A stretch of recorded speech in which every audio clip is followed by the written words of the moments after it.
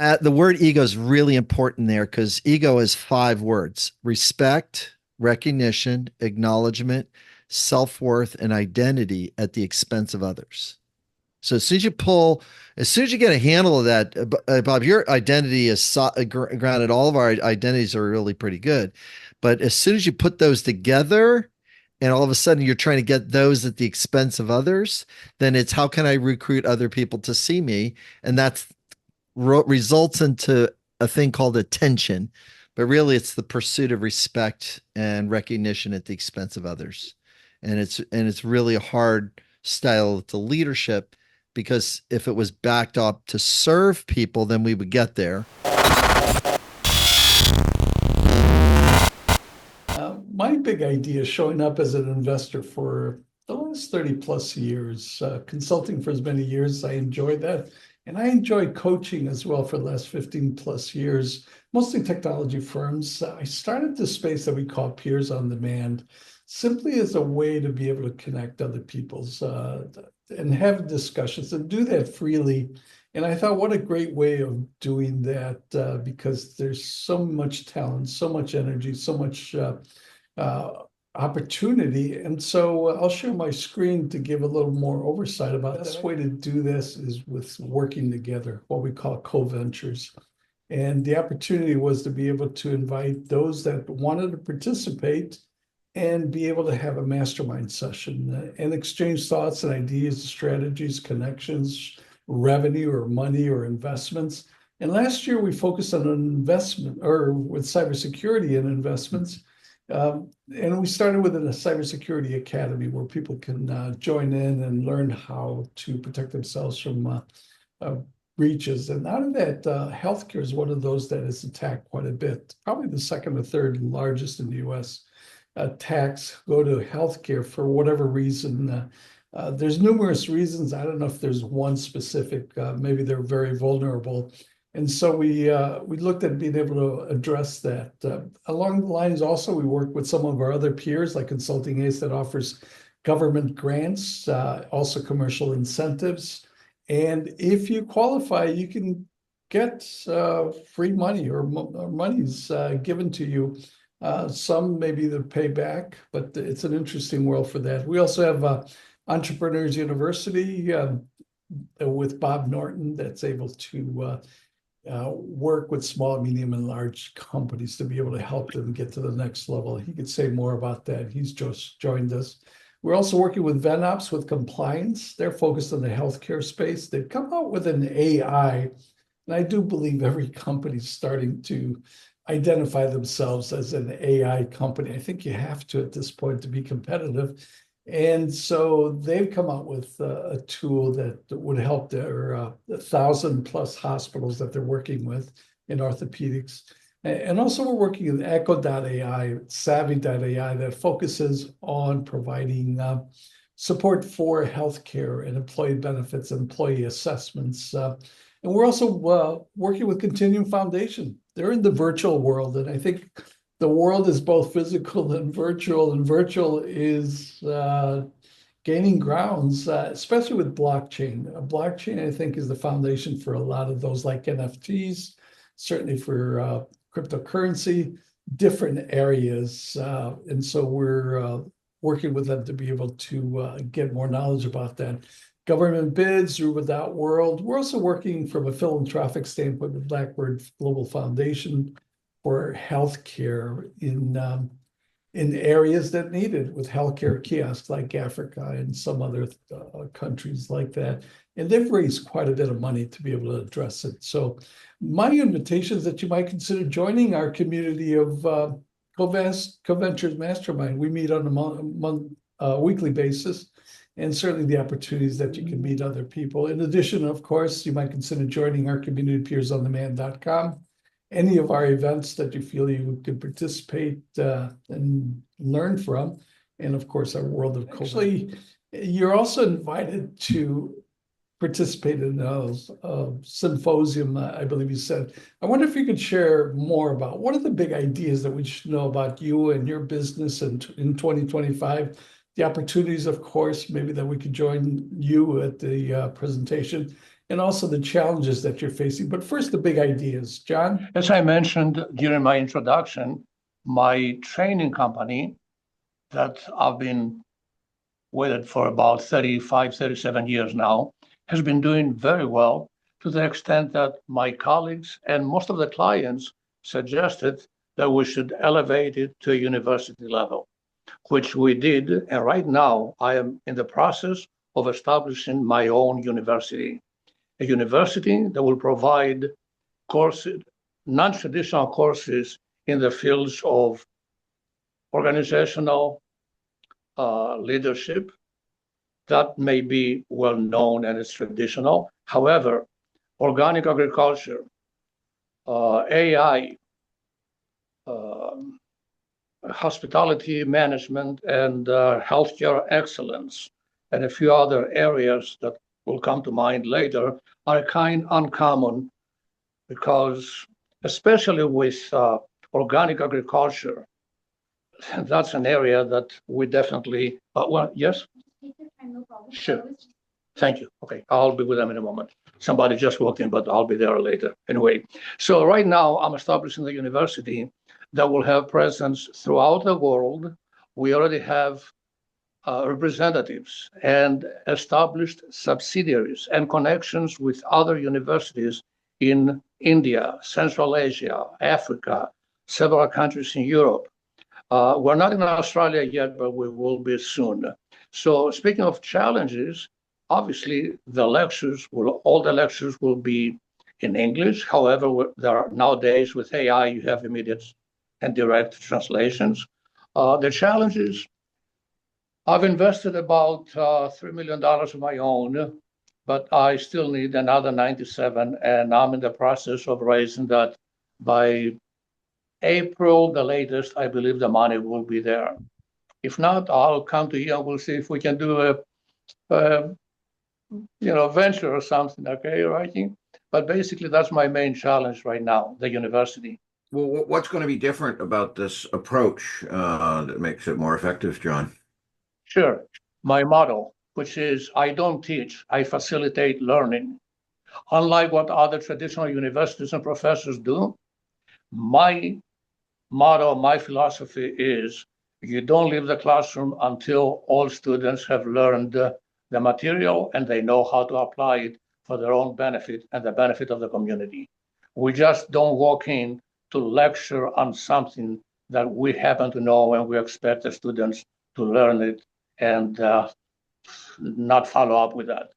So we are very hands-on, applications-oriented, results-oriented type of education. As I said, let me repeat, I don't teach, I facilitate learning. Yeah. So John, I did a program for the state of Michigan where I opened 13 different labs, and one of the biggest challenges was to make sure that that it was designed for project work and had a lot of interactivity to it. And even though you're mentioning yourself as the facilitator, one of the things that we found is successful is that really getting the students to do these group projects in short bursts. And so we were able to get some really strong accomplishments in reading, math, computer skills, and job placement. And it was for 18 to 25-year-olds too, but it's one of the knowledge acquisition through facilitation, like you mentioned, but also through project work really makes a big difference, and also to manage their emotions when they're at work or when they're in the classroom, which was really the breakthrough. So it's interesting that you're going into this venture, and we'll see how it does. But what I do is the following. I assign the projects, but we go to a real company and we identify a real problem. And then during the presentation, I invite three groups of people. One, the students, teachers from high school. They are on one side of the room. In the middle, I have my professors, deans, and other people from my university. And on the left-hand side, I have the companies that we're doing the projects for. And usually the introduction is, thank you, dear high school principals and teachers who gave us these beautiful and nice students. Thank you, my faculty, for developing these students And companies, here we are, what we're offering you. To show you how effective it is, they all get multiple offers on the spot from various companies that same day. Never failed. It's a very unique approach, and that's part of the uniquenesses that we'll do in my school.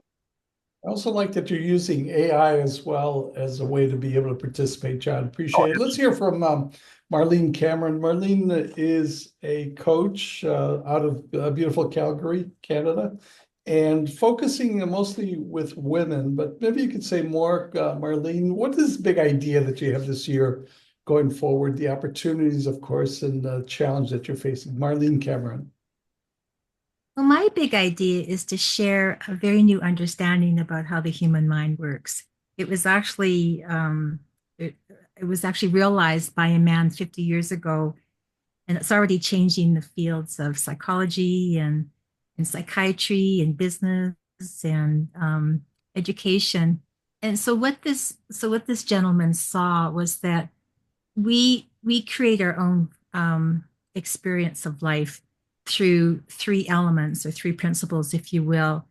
And part of that experience that we create is due to our thinking in the moment. So all of our emotions arise through thoughts in the moment. So what he saw clearly was that emotions have nothing to do with the exterior environment or the circumstances, and everything to do with with what's coming up for you about it in the moment.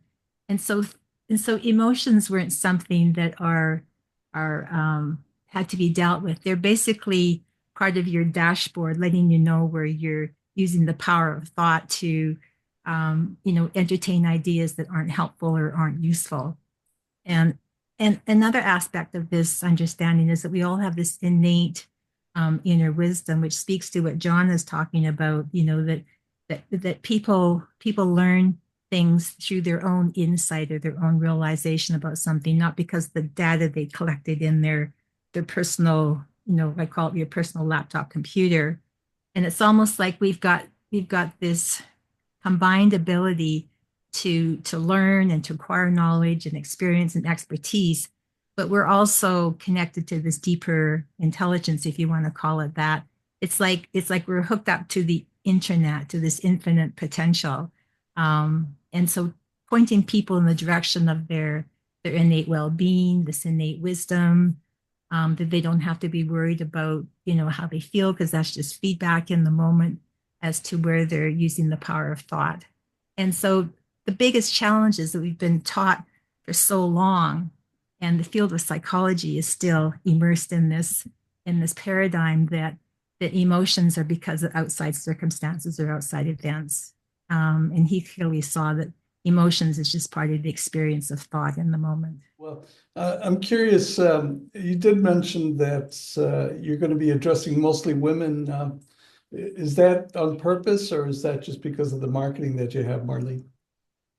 I think it's because I would really like to see women have the capacity to be influencers, to be heard, to have the confidence to speak up, because I'd like to see women take over running the world, I guess is the bottom line, because I don't see that what's happening now is very effective. In fact, it's creating a lot of hardship and suffering.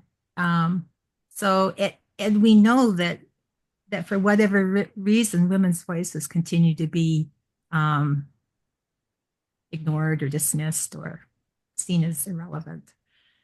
North America is supposedly, kind of further ahead than the rest of the planet. It's going to take a long time. So setting women up to be independent thinkers, to not worry what people think about them, think about their ideas, and really be free of that need to be approved of or validated or reassured. It's like they have it within them. And they have the intelligence and the integrity to speak up and be heard.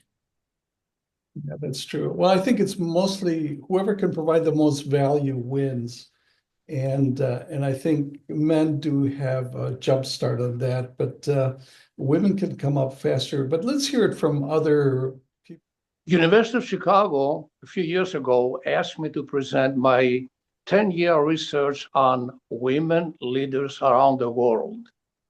Every January 1st, they do the kickoff meeting for the year, and that year I was the keynote speaker at the University of Chicago. We all know the university. And the title was, Are Women Better Leaders? With a question mark. And my 10-year research proves, sorry guys, that indeed they are. And I can share that with anybody, anytime, and I have the evidence to prove it from Well, at least. John, that's a flawed study if all you did was study women leaders, didn't have a benchmark of men. Thank you. There you I go. rest That's a my good case. point. Marlene, I feel delighted to hear that you have feelings as the dashboard, because literally in the book, I have a dashboard that how do you read feelings and the relationship between the feelings and the oil light, the indicator, that there's no such thing as a positive or negative feeling is a very hard conversation for people to have. There's no such thing as a good or bad feeling. It's just an indicator. And there's 297 different neuropeptides inside the body that make up the molecules of emotion that slosh back and forth. And I literally have that in my book showing here's the vocabulary that generates the feeling. I feel doubtful. I need truth. I feel skeptical. I need trust. Here's the flow of, and it's so interesting because you're a flow person. Here's the flow of language to our physiology. And it's so fun to hear you talk that way, as well as empower women with the resilience that they need to get their voice to come through and be able to take a little bit of the guff that comes with they've experienced for their years and generations, and be able to step back into and say, hey, that's not mutual respect, or that's not mutual fairness, and I'd like to have a conversation about that. And then it's like, then it pivots because the person's more grounded. So that's fantastic. It's a delight to hear that. It sounds like that person that you mentioned is kind of onto the problem is inside the house. It's not coming from outside the house. Big idea. You're an emotional intelligence of authority, and we need that more than ever. Well, I guess we've always needed it. It just seems like at the moment we need it even more than ever. So what's your thoughts for 2025, the direction in your business, opportunity, maybe challenge, but what's your thoughts about 2025 in your business and maybe the generality where we're at? Bill? The biggest idea, and Marlene was actually leading to it, is take the messages and the stimulations that we're getting from the outside world, one sentence or one concept at a time, and try to respond empathetically to that concept. So if somebody says something that is like really wacky, as if this is not true, somebody says something really wacky, we got to be really actually first, before we try to disprove their wacky sentence, we need to actually be empathetic to their wacky sentence so that it manages the emotion first. And that's the big idea. I'm speaking to a group of veterans group of 500 in Washington, D.C. in July. And that's a big part of how do you manage your emotion as you transition from being in the military to the workforce. And they have a really big trouble because those are two different cultures, two different mindsets. And they're going like, these people out here are wacky. Why don't they just follow orders? And why don't they just deal with it as structured as the military? And the answer is, well, that's not what the outside world is. And we've got to handle the stimulus or what person says in our direction more effectively. And so I'm looking for more speaking engagements and executives to coach to, and teams to coach to manage conflict and effectiveness and saving time is the big idea. So how can we save time through emotional intelligence? Because it saves a lot of time. So. I would suggest that if you translate it into money people understand. When we say save time, we go, yeah, we all know we want to save time, but who cares? But if you say you could save $10 million, or in the case of John, he could make that $97 million, they'll pay attention to you. So I would suggest you might want to Shift it, monetize that, dollarize it. dollarize People, it. Mhm. that's just how we are as human beings and business people. I have a comment. There's one more thing I wanted to mention about this. What this gentleman realized was that because we live in a world of our own thinking, emotionals, like we essentially live in a separate reality than any other human being in the world. And so, like you said, Bill, it's not so much about judging that person's, perspective or viewpoint. It's like getting curious, like, what are you seeing here that I obviously can't see because we're not in the same, we're not having the same experience of this issue or this circumstance. So curiosity is, I think, is key. Boy, I really appreciate you mentioning the word curiosity because curiosity gets killed by beliefs and habits. If you have a habit, you'll kill curiosity. Because why do I need to be curious? Because I'm already doing it this way. You see how immediately, as soon as I say that, it's like, oh my God, the world got the call just got flat really quick. It's like, because why should I rewrite my belief about the world instead of going like, I'm taking a new moment and I'm going to do better in this moment. And that's really, Marlene, that is really huge. Is you got to recultivate curiosity and drag your consciousness to the moment because that's all we got anyways. I mean, because you got very little access to the past and the future. Who knows what the next wacky thing that's going to show up on our plate. So again, managing this moment really makes the big difference, and cultivating curiosity is right spot on. It's really, really, it's challenging though. It really is. Bill, I really appreciate your ability to kind of bring people together and buffer, but I'm going to throw out a couple comments for Marlene to think about and not to get deeply into that. Because I've done gender studies pretty deeply. A good friend of mine is Dr. Warren Farrell, who wrote several books on that and was part of the National Association of Women for many years in the 70s and 80s. I think he's about 80 years old now. And I've studied it because I'm an advocate for reform in the family divorce court, which is enormously female biased, of course. And that is literally destroying our country right now because it's forcing fathers out of the lives of most children.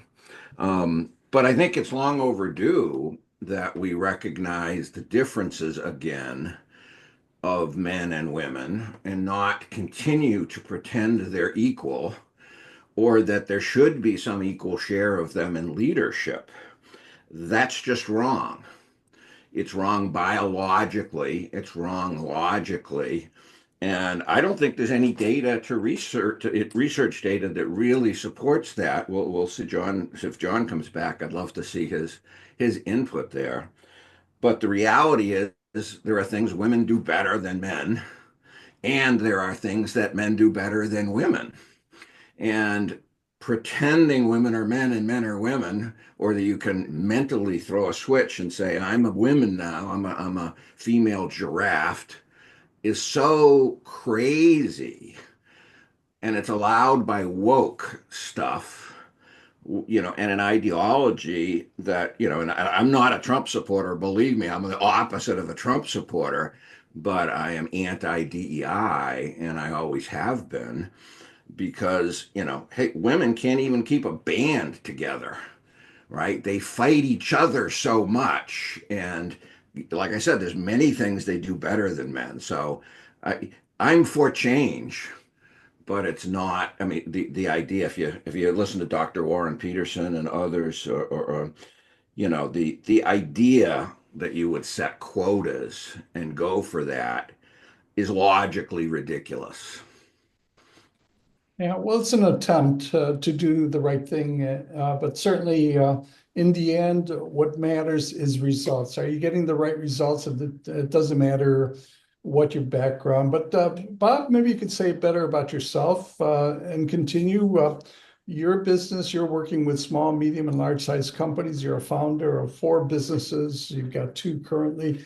I wonder if you could share what's your big challenge this coming year in 2025 for your business, the opportunity, the challenge that you're having. But first, what's your big idea, Bob?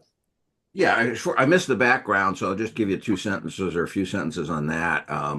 I spent 8 years as a technologist, rising to CTO and VP of engineering, and one of the founders of Thomson Reuters. And then I spent 14 years as a serial entrepreneur, and I founded and sold four companies for a cumulative total of about $1 billion. And now for 22 years, I've been an advisor to CEOs and boards. As you pointed out earlier, we have training programs for CEOs and entrepreneurs. I've trained thousands of CEOs from 45 countries now. And we have a learning and development program for managers called Entrepreneurship University in creating high performance cultures. I've curated for 30 years now best practices in management and leadership, which is why I have very strong opinions about the gender thing and DEI and many other things. We create a culture that we call a Darwinian meritocracy, which is just as it sounds. There's a lot in those two words. And, most people with a lot of management experience crack a smile when they hear that because they realize not only how much is in those two words, but how effective and truthful they are about what works in a culture.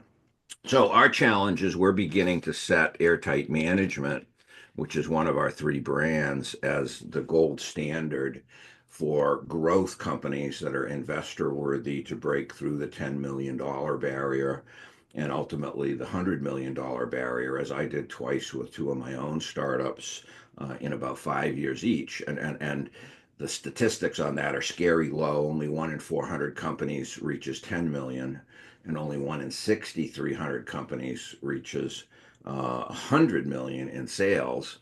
And it's because they don't know how to shift gears and change their management style as they go through the levels of development of a company, from product development focus to marketing and sales focus to systemization and leadership and management focus to channel expansion focus and innovation focus to generate more products.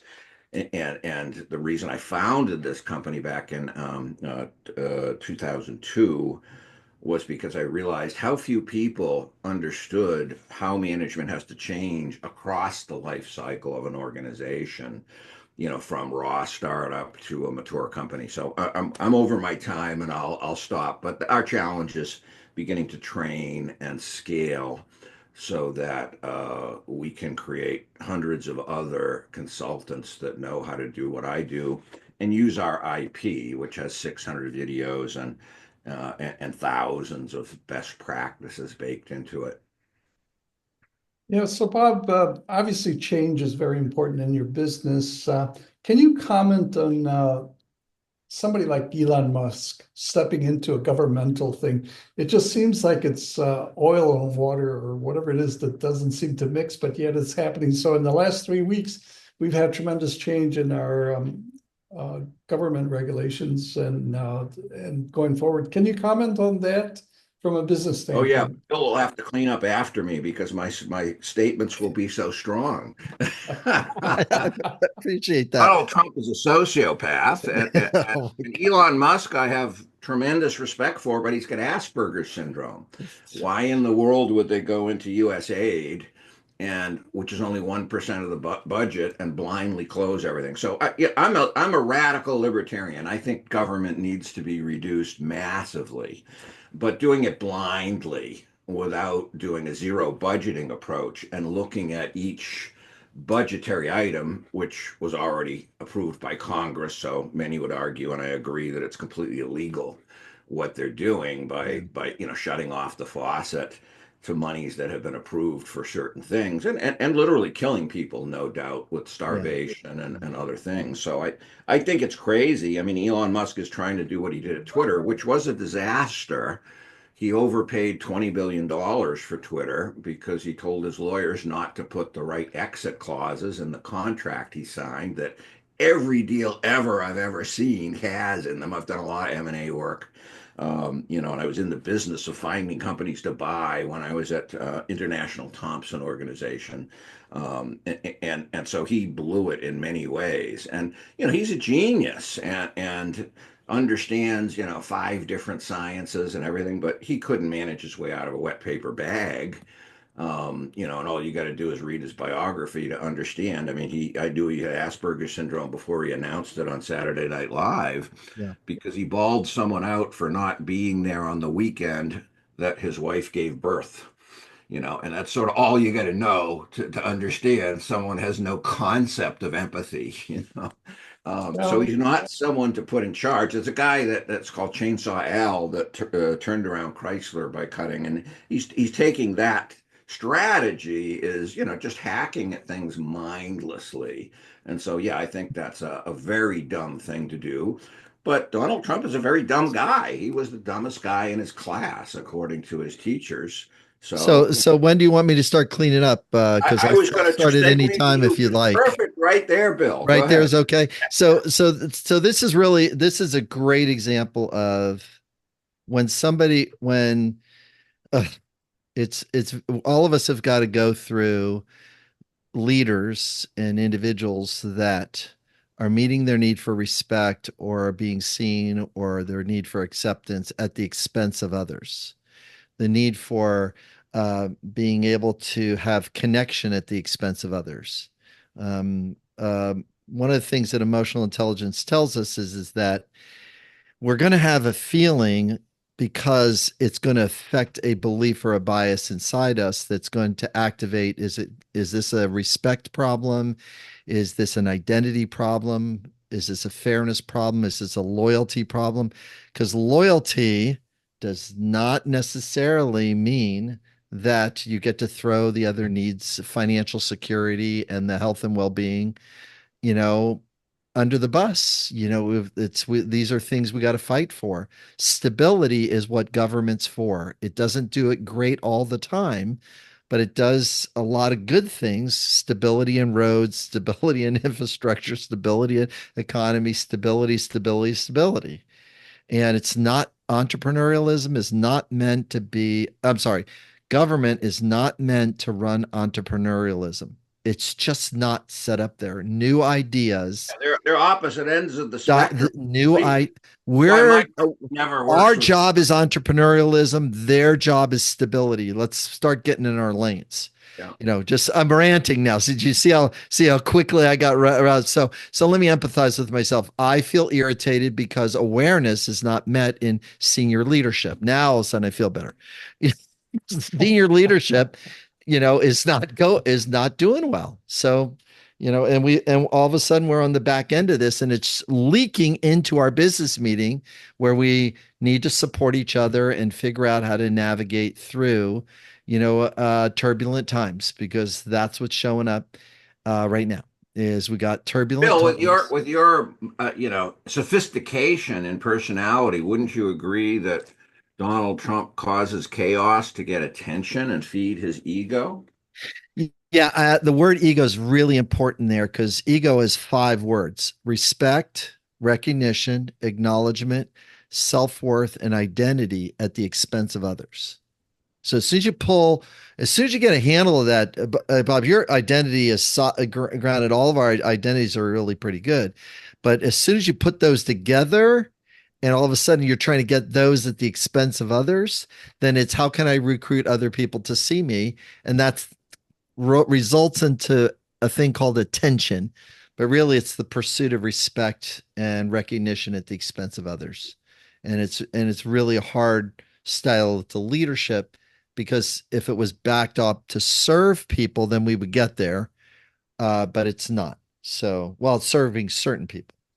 So, Rocky, we're hijacking your meeting. So let's go ahead and get back into the groove of things. But this is really important because all of us are going to be facing this, moving forward. So, yeah, it might be worth Rocky having a special session on how do you deal with this insanity that the Trump administration is going to cause. Rocky, you and I got to talk to Rocky. You and I got to put that special session together because that's a good That would be a request. special session, but it would take an 8-hour session. I think an hour would not be enough for doing it. Small But let's bites, hear baby. from, Small bites. yeah, maybe that. Let's hear from Scott Sigmund. Scott, you've been listening to a lot of this. If you could introduce yourself and maybe share your big idea opportunity this year and the challenge that you're facing. Scott Sigmund, welcome. Thank you, Rocky. Yeah, I'm a transportation distribution and logistics professional with uh, now a sole proprietorship focused on kind of those sectors and economic development. In 2025, I'm foreseeing some possible certification as a strategic doer. There's a PhD professor from University of North Alabama that designed strategic doing, Ed Morrison, and is developing a hub in Brussels around strategic doing and the disciplines around it.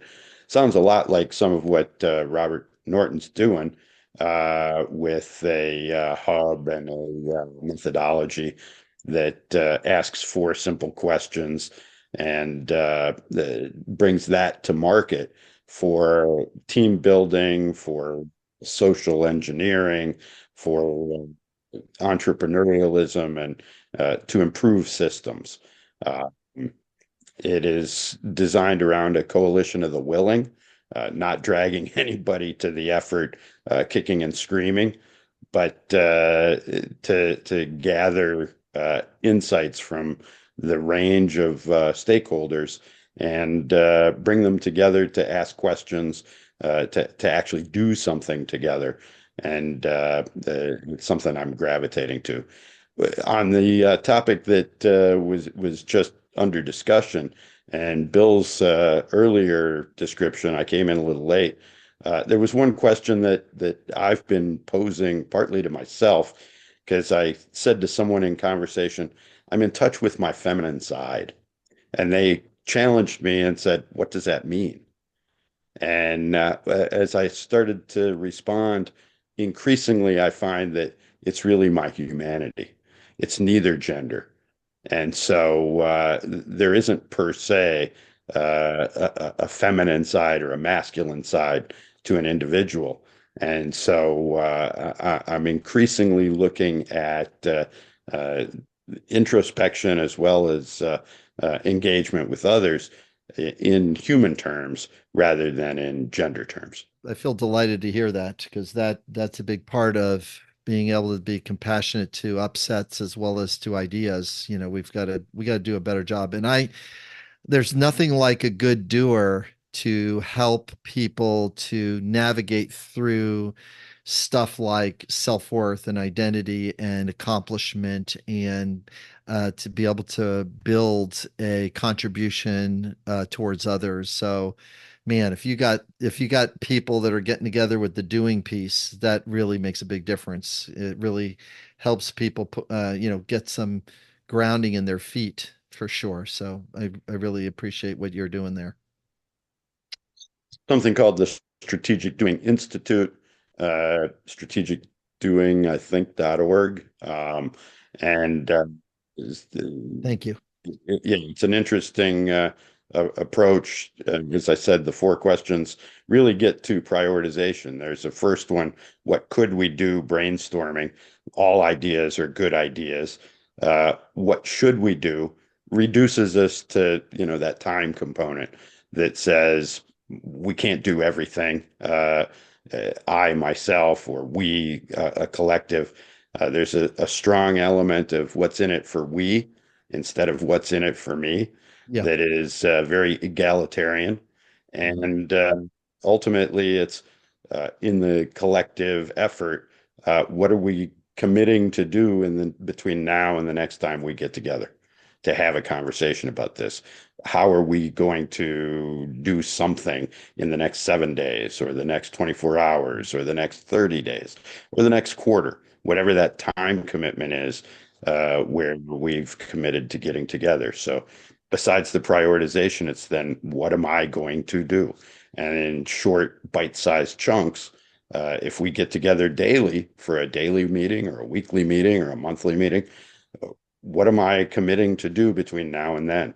And collectively, if we're all committing to doing what we say we're going to do, we achieve aims and goals and objectives.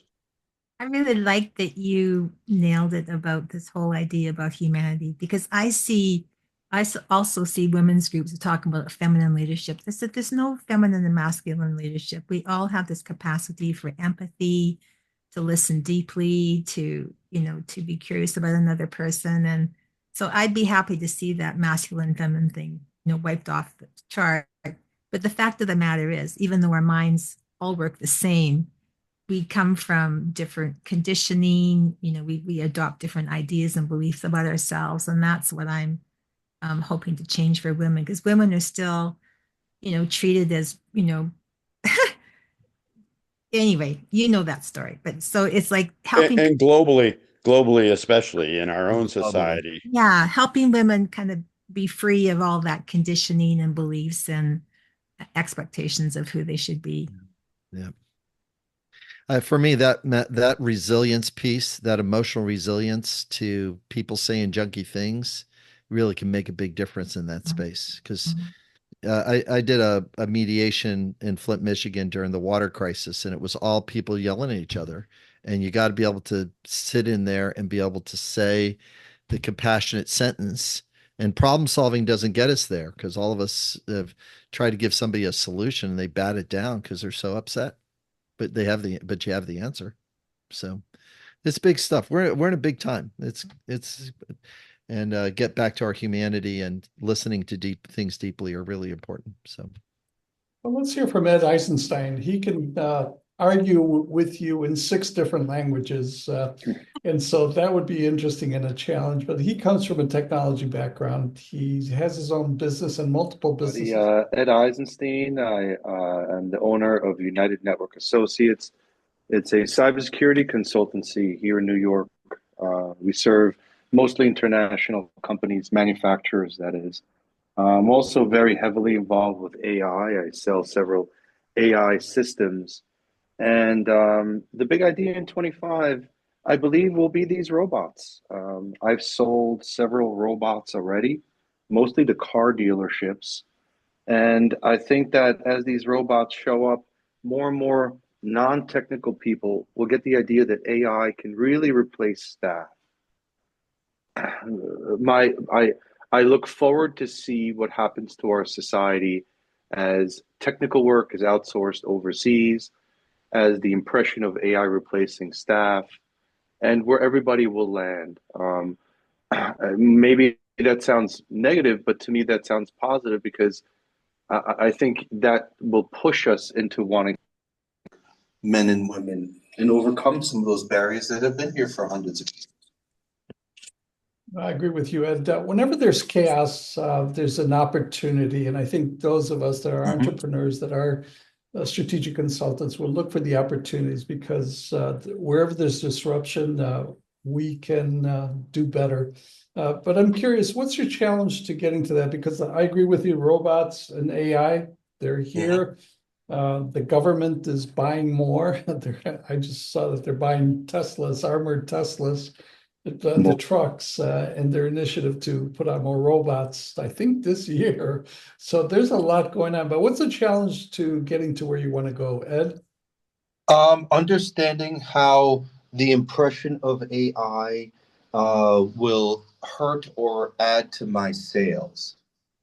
In some ways, I'm hearing already that clients think they need less technical manpower and it will be replaced by AI. So the realities of what AI can and cannot do that stands in the way of my sale. I work considerably with rural communities and the transportation of commodities like corn and soybeans.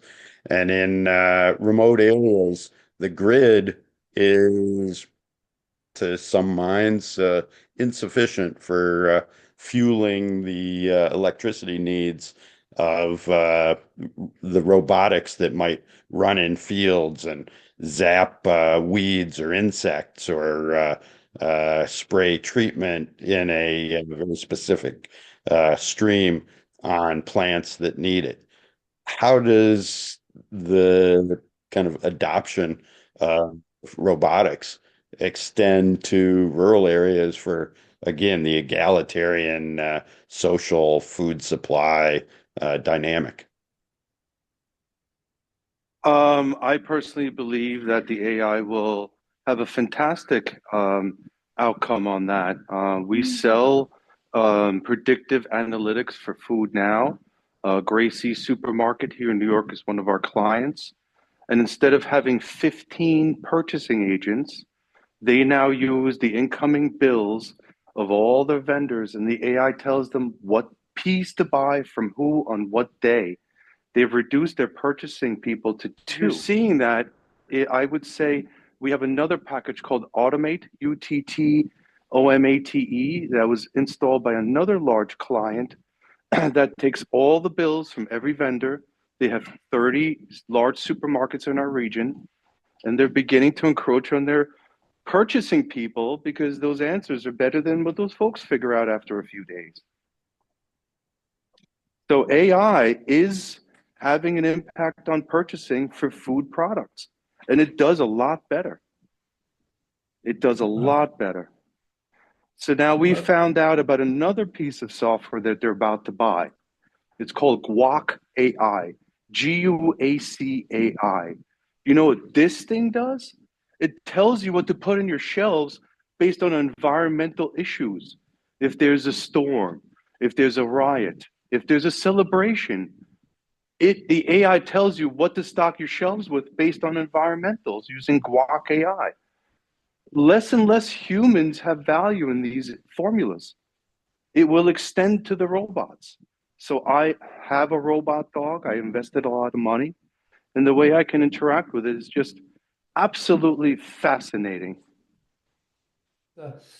My invitation is that you join us again. We do this on a monthly basis for strategic consultants. My invitation is that you might consider joining our communities called peersondemand.com. And before I invite somebody to close us off, certainly invite you to participate in some of the sessions. We have one that's upcoming tomorrow for distribution and logistics. And you can check the event session as well as participate in conversations with others, and also maybe participate in our strategic discussions that we have.